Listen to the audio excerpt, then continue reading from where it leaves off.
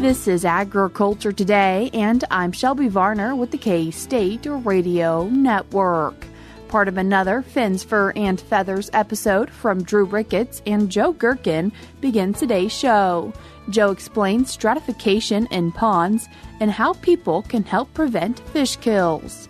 Brady, Wolken, and Blaine Stoble with the Kansas Forest Service keep the show moving as they discuss champion trees in Kansas and how to properly care for trees in the summer months.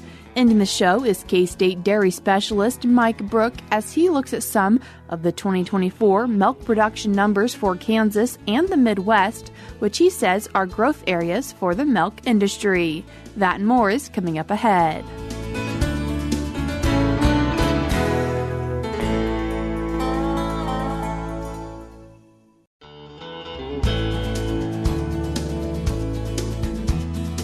You're tuned in to Agriculture Today, and we start our Tuesday show with part of a Fins, Fur, and Feathers podcast episode from K-State's Drew Ricketts and Joe Gerken. Joe, what do you want to talk about? Yeah, the temperature outside is starting to warm up a little bit, and we're starting to see some ponds show some signs of stratification. And along with that, oftentimes can come fish kills in the summer. And so I thought we'd talk a little bit about what stratification is in a pond and how that can lead to fish kills and what we can do to make sure that doesn't happen. So, just getting right to it, what is stratification in a pond? What's that mean? I've been researching water for 20 years or so, showing my age a little bit, but it still baffles my mind that water at different temperatures won't mix. And so warm water and cold water are just like oil and vinegar. They don't mix together. And so a lot of people have probably experienced that. Maybe they don't know about it, but walking out into a pond or a lake somewhere and your feet get cold when you get a little deeper. And people often say, hey, I found a spring.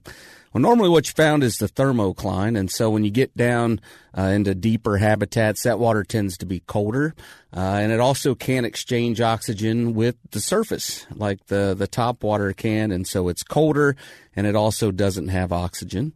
So that colder water is deeper. The water on top tends to be warmer. We have things like wind and wave action that's mixing it up and adding oxygen to that top layer. So those two separate layers separating out would be stratification in a pond. How do fish kills happen in association with that, the stratification of the water? Why does that all work together? Yeah, so these layers can have really big differences in temperature, right? And so it can be, up to 30 degrees Fahrenheit differences between the top layer, the epilimnion, and the deeper layer, the hypolimnion. And so what happens is that top layer can exchange oxygen with the environment. We talked about wave action, for example, adding some of that oxygen into the water.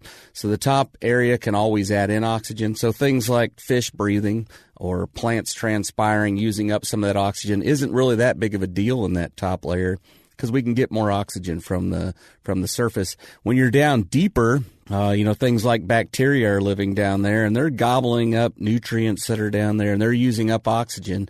And there's no way to really replenish the amount of oxygen that we need to. That deep layer, the hypolimnion, starts to become anoxic. So there's no oxygen down there, and then you have an event where those two layers mix. And when those layers mix, instead of having an oxygen-rich area at the top where everything can survive, you end up having just a little bit of oxygen everywhere in the pond, and it's not enough, to support fish life. So that transition, that flipping turnover event would be something that lowers the oxygen levels enough that the fish would die. What else can cause that turnover event? Yeah, that turnover event can happen naturally. And so if we see changes in the weather, for example, so in the fall time frame, we see a lot of turnover events naturally happen. So ponds, you might walk out and they might look brown all of a sudden.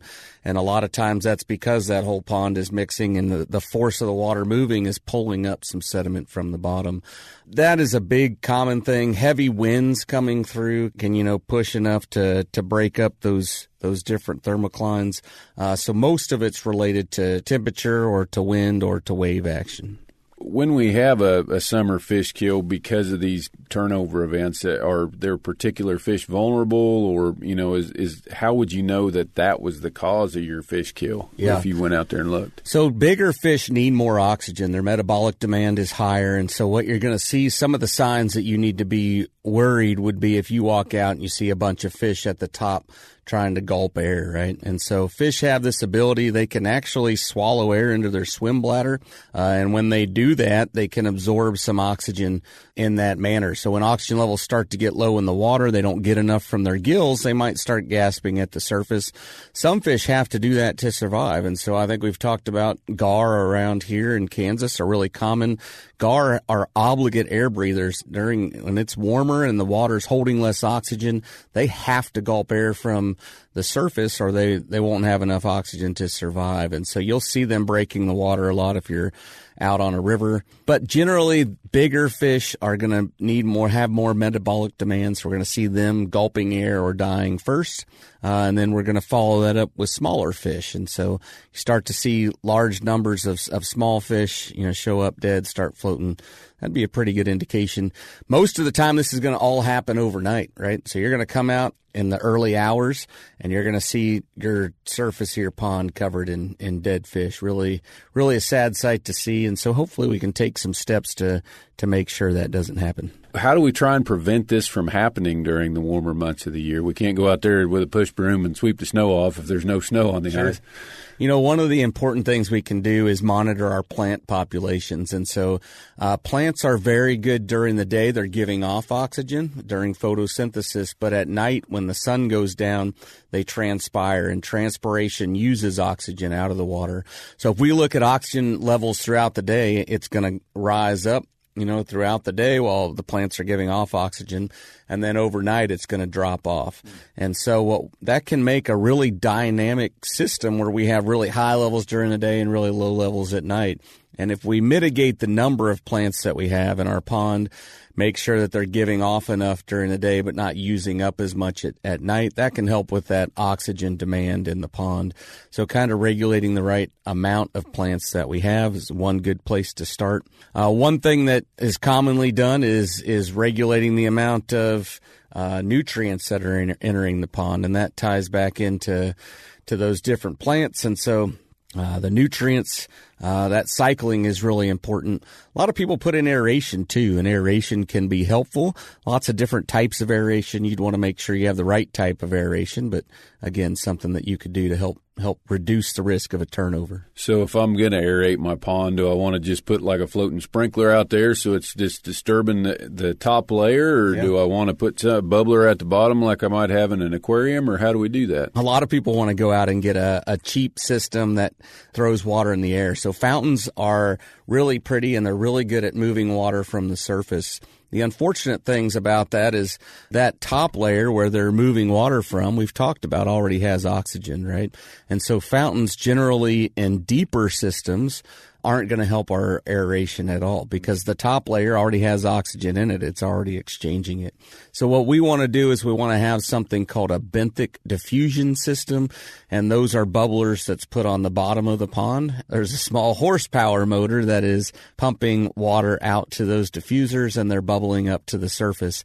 Really what they're doing is they're just kind of helping to keep the entire pond mixed up so we don't have that stratification where the top layer and the bottom layer separate out. If we're thinking about aerating the pond, do we need to think about timing? Is there a temperature when we need to quit? Do we need to worry about whether it's on at night, during the daytime, all those sorts of things? When the water starts to get around 50 or 55 degrees Fahrenheit is when you'd want to turn it on, and then you'd want to turn it off in the winter. Some people want to keep it running through the winter, and that may be okay in certain situations. If you want to keep the water open for ducks, for example, it can help with that. It's really hard on the system, so you're going to have to replace your pump more often.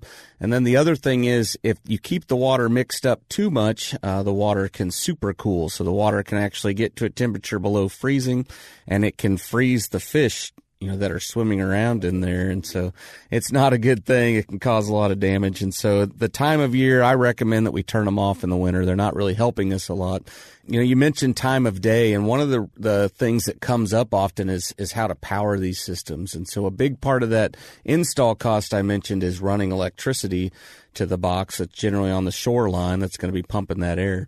And ponds aren't always built right next to a power unit, and so that can be quite an expense to get it out pretty far. And so people ask if they can use solar or wind power. And the answer is yes, but with the caveat. And so we talked earlier about when we need oxygen most in a pond, and we need it right before the sun comes up, right, or overnight. That's when the levels get lowest. So thinking about solar, when the sun's down, we're not going to be getting much energy. And so we have to have the right number of battery banks to make sure that system is running well. And that gets to be expensive, right? And so the other thing is with wind, when you need the aeration most is generally on calmer days. And so we're not going to have power on calmer days when we need that aeration most. So solar sometimes can work. Wind generally does not work. And in general, my recommendation is if you can get power there, get power there. When you go to turn this thing on in the springtime, as that water starts to warm up, do we just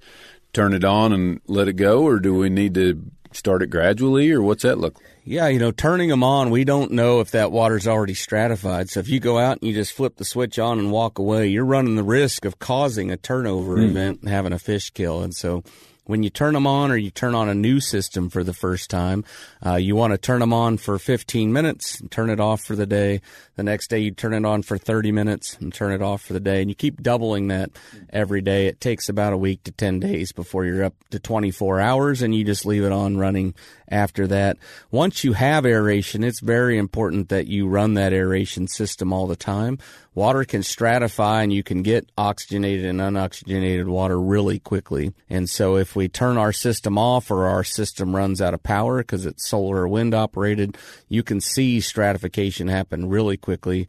So it's actually more risky to run an aeration system poorly than it is to have no aeration at all. We're cutting to a short break now on Agriculture Today, but stick around because we have more for you up ahead.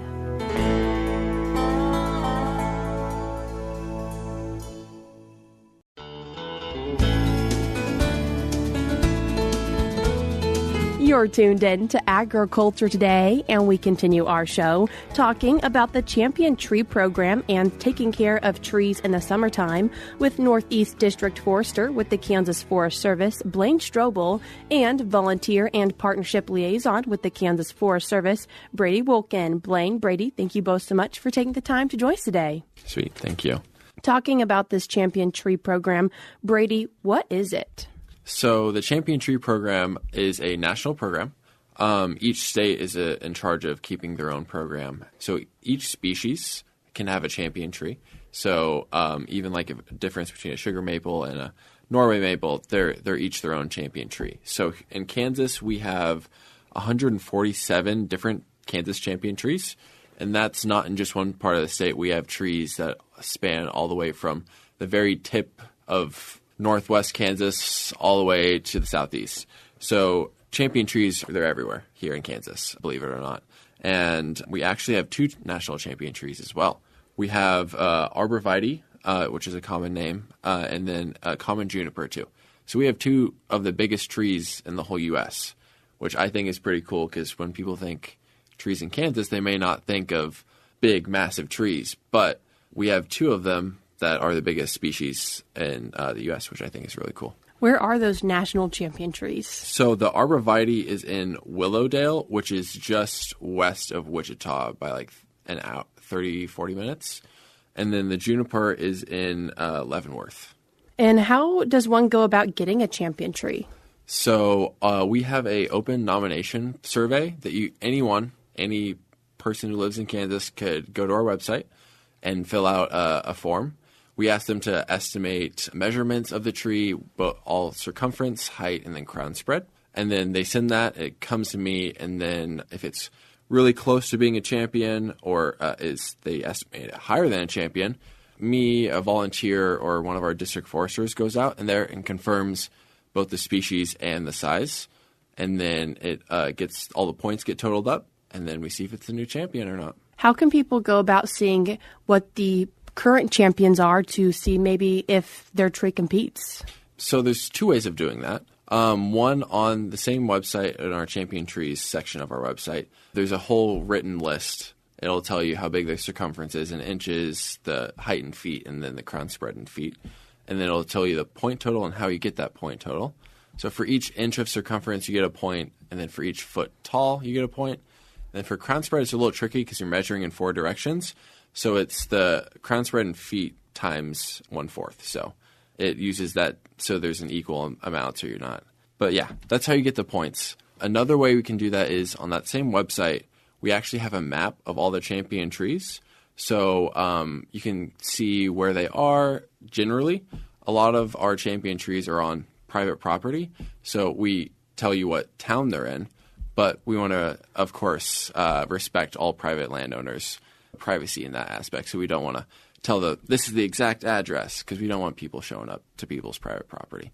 But we do show where what town they're in, and to give a general idea of where our champion trees are in Kansas. Have we had any recent Kansas champion trees? Yes. So actually, Blaine here was in Fairway, and he found a new champion, black gum. I'll let him talk about that for a little bit. Yeah, so we were doing a community tree inventory in Fairway, and it was kind of cool. We were able to see some species that we hadn't really seen in other parts of the state, and black gum is one of them. So it was kind of a new species to us anyways. Haven't been able to really put eyes on it and identify it a whole lot. And so we had seen quite a few of them. And then by this point, when we found the new state champ, we knew it was kind of something special because it really stood out above all the other black gums that we had seen while doing the inventory. So at the end of the inventory, we went back and took all the measurements on it and determined that it was in fact the new state champ, and actually took the crown from the previous state champ, which was located just down the road in Prairie Village. So kind of cool to see that, black gums do thrive in that area. So I think that's probably one of the coolest parts about the champion tree program is, you can get a really good idea of where some of these oddball species can be seen out in nature. So if you want to see, a good population of black gums, the Kansas City region is a place you can go to see that. Do you often see for the champion trees, they have a really long running title, like they've been the champion tree for many, many years, or is it a common turnover? So usually they're a champion for quite a long time because of just how slow trees grow. So the most commonly if they get knocked off is actually if a tree dies. But a lot of champion trees, they're on a cycle. They get remeasured every 5 years just to update the numbers, also make sure they're still alive. And that's how we keep our list updated as well. And Brady, while we're talking about trees in Kansas, I feel like it's important to mention our state tree, the Cottonwood, and anything cool with a Cottonwood tree in Kansas? Yeah, it's actually one of those trees that we need to remeasure. It's fallen out of that 5-year cycle, but we are only a couple points out of it being the national champion. This tree is absolutely huge. It's just about 37 feet in circumference, so all the way around that tree is 37 feet. That's the size of cars, multiple cars, which is crazy. It's measured at 96 feet tall and with a 127-foot crown spread. So an absolutely massive tree. So while we're thinking about these big trees and as we're entering summer, wanting to make sure we're taking care of our trees, and Blaine, any top recommendations for people who have, beginning with young trees in their yards? Yeah, so tree care during the summer is going to be primarily, your main focus is going to be water.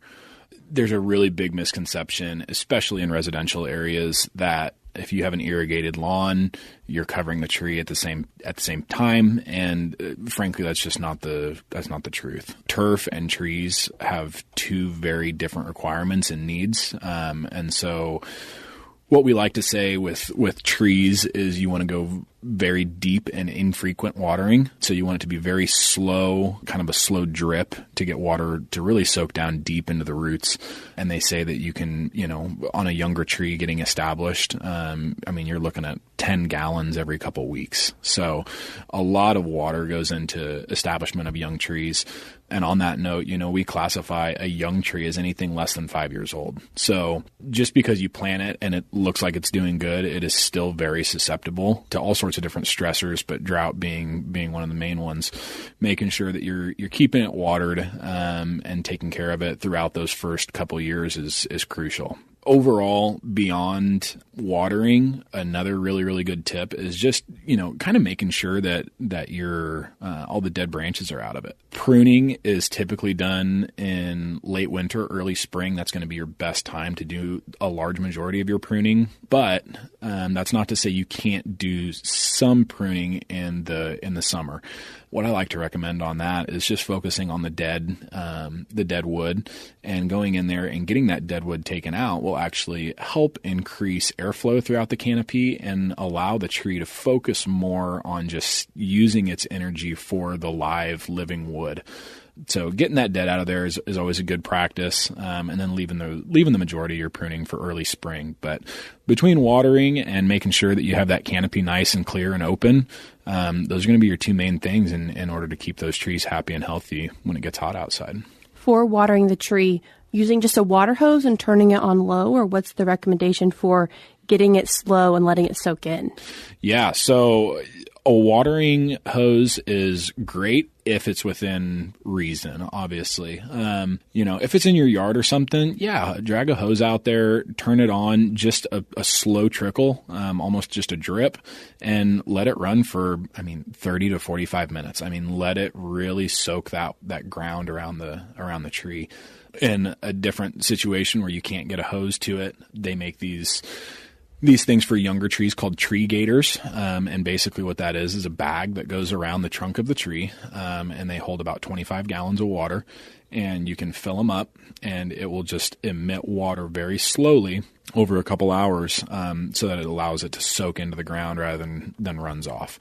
Another thing to note that's really important is also where you're putting that water. On a younger tree that was just planted your first couple years, you really want to make sure you're concentrating that water up against the base of the trunk, where that root ball is. But as the tree gets older, and it starts to establish more, and those roots really start to spread out, you want to make sure that you're spreading out where you're watering. So on a tree that may be, 5-6 years old, and you're starting to get a little bit of a canopy and it's got some establishment to it, you might make sure that you're spreading out where you're placing that garden hose or that 5-gallon bucket to anywhere within the extent of the drip zone, which would be anything underneath the branches of the tree. So anything underneath that is kind of what we like to classify as a good area to water on some of the older, more mature trees. But yeah, when you're dealing with those younger trees that were just established or just planted, you want to make sure you're getting that water right at the base of the trunk where it's really going to get down to those roots. That was Northeast District Forester with the Kansas Forest Service, Blaine Stoble, and Volunteer and Partnership Liaison, also with the Kansas Forest Service, Brady Wolken. As always, you can find out more information from the Kansas Forest Service by going to kansasforests.org.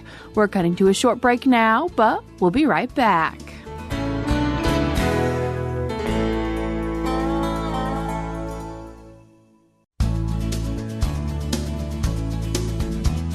This is Agriculture Today. Along with Shelby Varner, I'm Jeff Wickman. We end today's program with this week's milk lines. June is National Dairy Month, and K-State dairy specialist Mike Brouk takes a look at some of the 2024 milk production numbers for Kansas and the Midwest. He says that Kansas and the Midwest are bright spots and growth areas for the milk industry, and he expects that to continue over the next several years. In looking at the 5-year average, with the exception of dried whey, he says the Midwest is up in all categories. Today I'd like to remind our Kansas dairy farmers as well as consumers that June is Dairy Month. So if you haven't made plans to celebrate June as Dairy Month in some way, please take time to do that. We've got some great dairy products out there that you can enjoy. Ice cream would be included in that. So don't forget to take some time to celebrate June as Dairy Month. And as we think about our dairy industry here in Kansas, just wanted to update on a few numbers that have been provided for 2024. As we look at milk production across the state in 2024, it was up. We produced over 4.2 billion pounds of milk in the state during 2024. We're a bright spot in a growth area for the Midwest. Just wanted to highlight some dairy numbers from the Midwest as we think about things going on in our industry around us. The Midwest continues to post some very positive numbers in the dairy industry. As we look at changes in milk production over the last 5 years, we saw milk production in the Midwest grow by 9.7%. So in 2024, the Midwest section of the United States produced about 46% of the total raw milk in the United States. So a very impressive number. And to our folks to the west of the Rocky Mountains, they actually lost a little bit of production in that same 5-year period and now only produce about 38% of the total milk in the nation.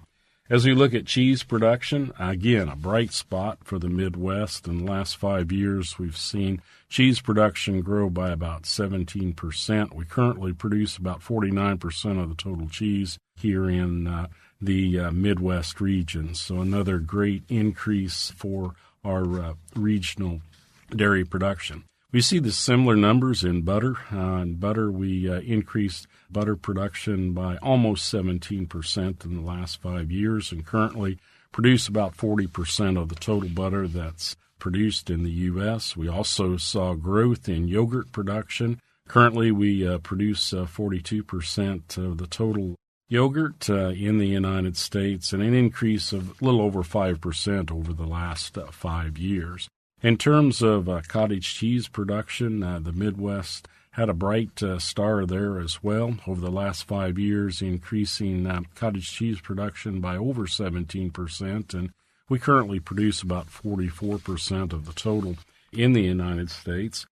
In terms of non-fat dried milk, again, the Midwest saw a 5% increase over the last 5 years, currently produce about 23% of the total in the U.S. And ice cream, everybody's favorite. The Midwest in 2024 produced 60% of the total ice cream, and in the last 5 years, that's increased by about 3.5%. So overall, Midwest production was up in all categories except for dried whey production. We did slip back a little bit there. We still produced about 51% of the total dried whey in 2024, but we did, over the 5-year period, we did lose about 5% of our dried whey production. So overall, the growth in the Midwest dairy industry, as well as here in Kansas, is on a good plane of increase, and we expect that to continue over the next several years. This is Mike Brouk with K-State Research and Extension, encouraging our dairy farmers and consumers to celebrate our dairy industry during June is Dairy Month. Thanks, Mike. And that'll do it for this edition of Agriculture Today. For Shelby Varner, I'm Jeff Wickman. This is the K-State Radio Network.